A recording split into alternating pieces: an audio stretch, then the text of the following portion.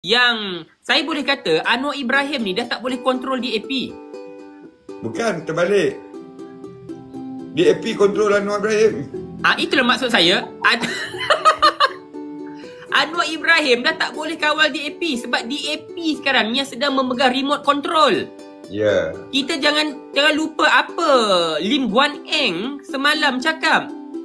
Dia tidak bersetuju dengan Perdana Menteri bila Perdana Menteri kata arak tetap tidak boleh dihidangkan di dalam premis sekolah walaupun dewan itu disewa oleh pihak luar.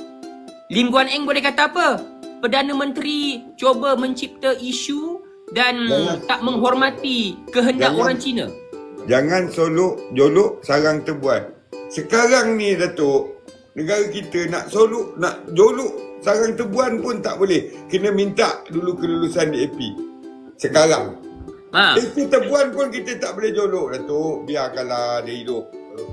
Walaupun dia gigit kita. Mana hari ni nak jolok, belum sarang terbuan, sarang lebah pun kita tunggu DAP kata. Jadi, kepada walanon-walanon yang malam ni, saya rasa ramai walanon malam ni. Walanon-walanon yang duk nak membesar-besarkan cerita bersatu dan nak lenyap, bersatu dan nak hancur, bersatu itu, bersatu ini. Saya rasa soalan pertama saya, selesaikan dulu masalah arak ni yang tengah hangat ni antara DAP dengan PKR ni. Dan UMNO pula senyap sepi. Kecuali ketua pemuda dia lah cuba bising-bising sikit tapi tak dapat sambutan. Betul. Saya tak nampak pun dalam event, dalam PKR pun ada tu pimpinan Melayu kan.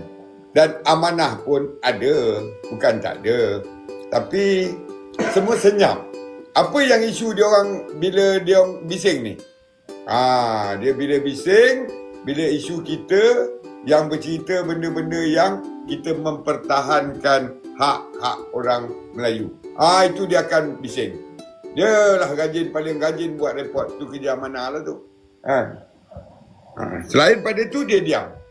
Kerana dalam seminggu ni ada dua ahli parlimen DAP yang betul-betul menggila pasal isu arak ni. Satu kepung, Lim Eng tu, dia boleh pesenda padahal PAS dalam parlimen tu cuma